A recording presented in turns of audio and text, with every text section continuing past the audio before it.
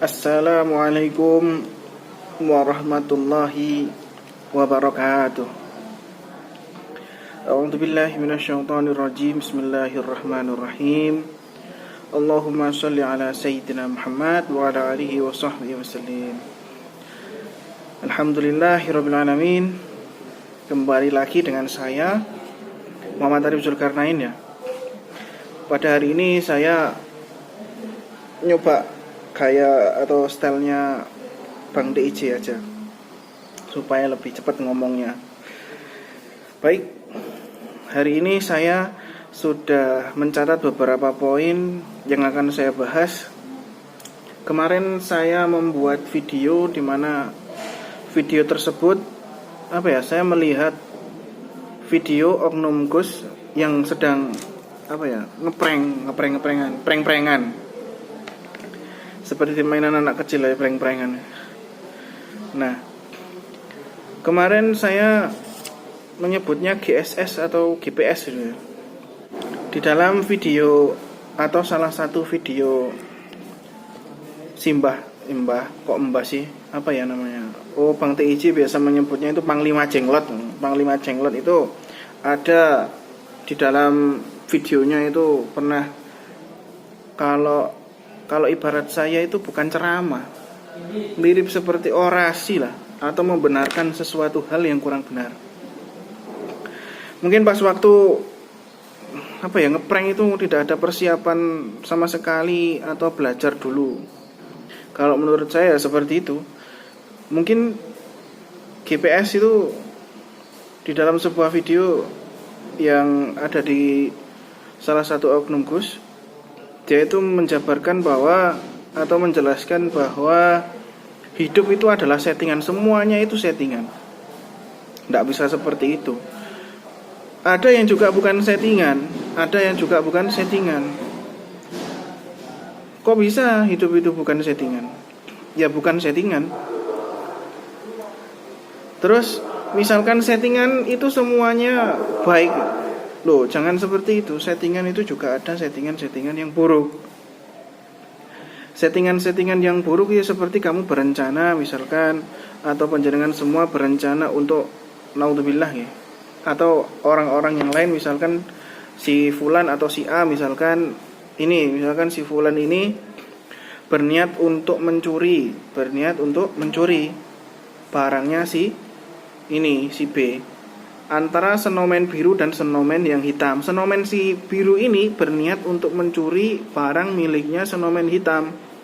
Nah, ini si snowman biru pasti sudah merencanakan atau men-setting semua yang akan dilakukan ketika ingin mencuri barang yang dimiliki oleh snowman hitam ini. Nah, ini adalah yang dinamakan settingan buruk, di mana settingan buruk itu adalah bagian dari hal-hal yang tidak diperbolehkan. Nah, terus kita membahas lagi mengenai settingan itu boleh selama tidak membohongi atau mencari keuntungan pribadi keuntungan pribadi yang merugikan orang lain. Itu tidak boleh. Misalnya saya sendiri saja. Saya sendiri ini membuat video di mana video saya itu adalah video grebek dukun. Nah, saya cari atau kru saya atau sopir saya cari dukun bayaran atau orang biasa yang ada di jalan-jalan. Saya berikan sebuah informasi, ayo ikut saya. Kemana? Ayo ikut saya buat film, nanti akan dapat upah. Nah, dengan hal itu misalkan ada embel-embel dapat upah, ya berarti otomatis orang itu akan mau. Nah, tapi yang perlu digarisbawahi, ketika orang itu mau, mungkin orang tersebut tidak tahu bahwa orang tersebut akan dijadikan sebuah dukun, atau bahkan juga tahu, tapi tidak dengan klaim bahwa dia itu adalah dukun asli. Kalau misalkan hal ini bisa membahayakan dirinya atau hal itu terjadi, hal ini akan bisa membahayakan dirinya. Kenapa demikian? Ya karena mindset masyarakat kalau tahu ada yang kenal, misalkan si A, kamu dukun, kemarin di videonya si Oknum Gus ini kamu berperan jadi dukun, berarti kamu dukun ya. Nah kalau misalkan di lingkungan rumah tersebut atau di lingkungan tempat tinggal dia itu ada orang yang terkena sihir, otomatis akan berprasangka pada si yang memperankan itu. Karena dengan adanya klaim bahwa si dukun yang berperan sebagai dukun palsu itu diklaim sebagai dukun asli. Nah ini perlu dicatat. Nah jenengan juga masih ingat tidak? Cari, kalau nggak percaya cari di Google atau cari di YouTube yang banyak beredar luas. Beberapa orang yang sudah mengaku yang dibayar sebagai dukun settingan tapi diklaim asli oleh Oknum Gus ini. Siapa saja? Ada 4. Kemarin saya sebut 3, tapi saya ingat ada 4. Awal saya tahu dan ada videonya, tapi sekarang sudah dihapus. Tapi insya Allah masih ada, jejak digitalnya masih banyak di YouTube. Ketik saja Santet Naga Kuning, itu siapa dukunnya? Siapa dukunnya? Tahu semuanya. Itu krunya sendiri. 2, ibu-ibu yang jual atau yang jualan di warung. 3, nah bapak-bapak yang kerja di pasar gadang. Nah 4, barusan digerebek, barusan diungkap oleh beberapa orang yang sudah saya upload di video saya sebelum ini. Nah, mau menyangkal bagaimana lagi? Kasihan mereka ini. Diklaim asli. Tapi ketika perjanjian awal hanya sebagai dukun settingan atau dukun-dukunan lah. Nah, tapi kalau sudah diklaim asli, dipublikasikan asli, ini kira-kira dampaknya apa? Ya jelas dampaknya itu pasti mengenai atau kena ke-4 orang inilah. Kasihan. Nggak mikir sampai seperti itu. Masya Allah, parah.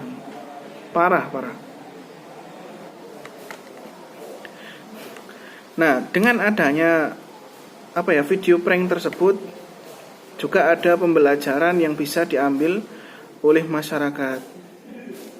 Kenapa demikian?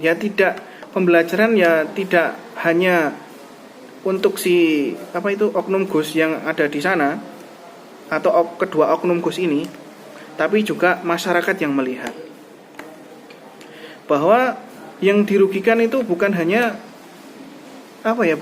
sedikit orang, tapi banyak orang. Siapa saja sih yang dirugikan? Yang dirugikan nih saya jelaskan. Menurut pandangan saya pribadi, yang dirugikan dulu, yang dirugikan dulu adalah orang-orang yang ingin menimba ilmu atau menuntut ilmu hikmah di sana. Ternyata tidak diakui keilmuannya. Nah, yang saya maksud ini Oknum Gus lah ya. Nanti bapaknya lagi. Terus setelah misalkan orang yang dirugikan adalah orang yang ingin menuntut ilmu di sana, ternyata ilmunya itu tidak ada, bahkan tidak diakui. Setelah itu yang masyarakat yang melihat lah, jelas masyarakat yang melihat. Kenapa kok bisa masyarakat yang melihat itu dirugikan? Jelas dirugikan. Karena masyarakat ini ketika video itu tidak diakui sebagai video settingan atau hanya sebuah hiburan saja, pasti masyarakat ini akan menilai bahwa itu asli.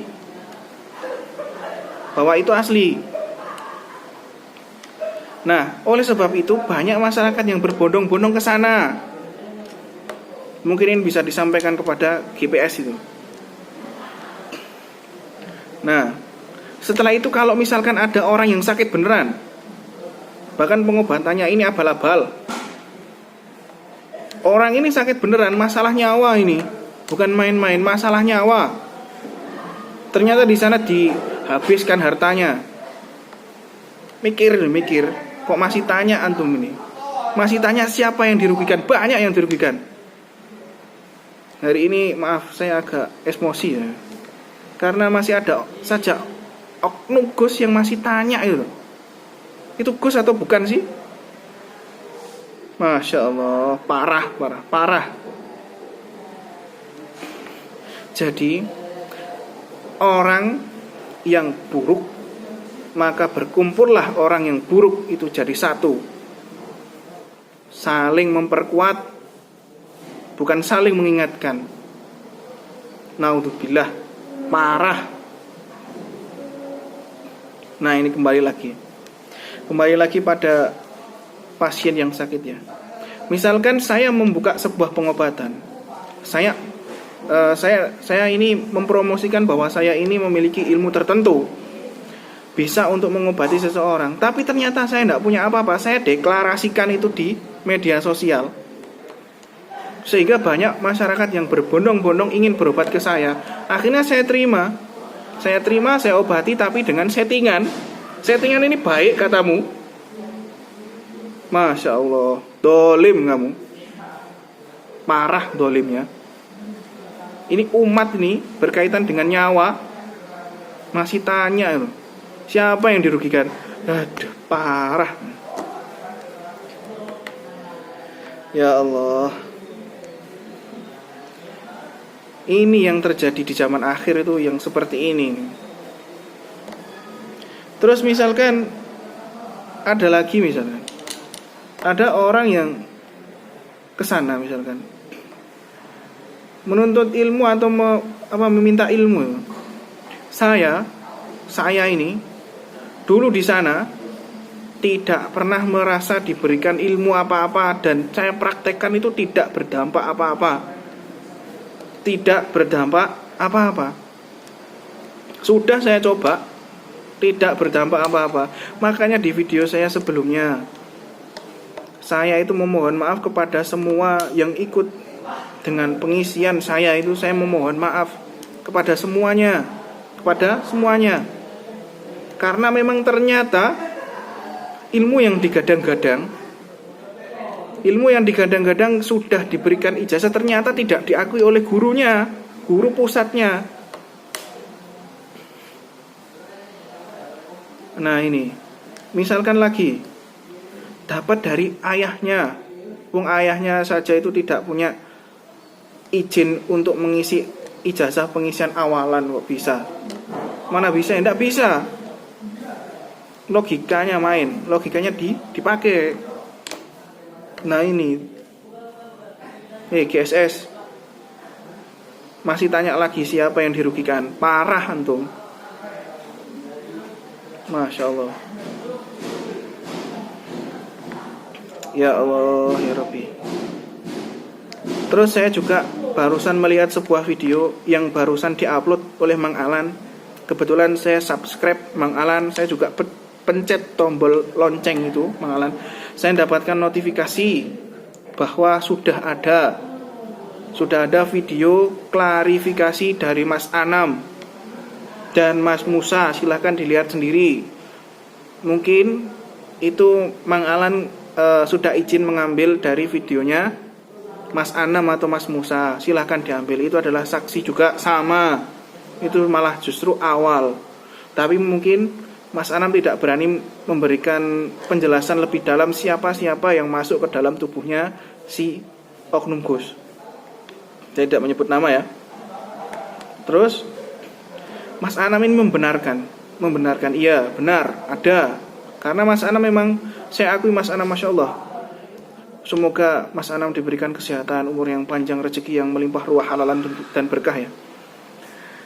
Saya apresiasi apa yang sudah Mas Anam dan Mas Musa sampaikan di publik tentunya. Ini sangat memberikan pencerahan kepada kita semua bahwa apa yang disampaikan Mang Alan dan apa yang sudah saya klarifikasikan ditambahi penguatan oleh Mas Anam dan Mas Musa. Ya.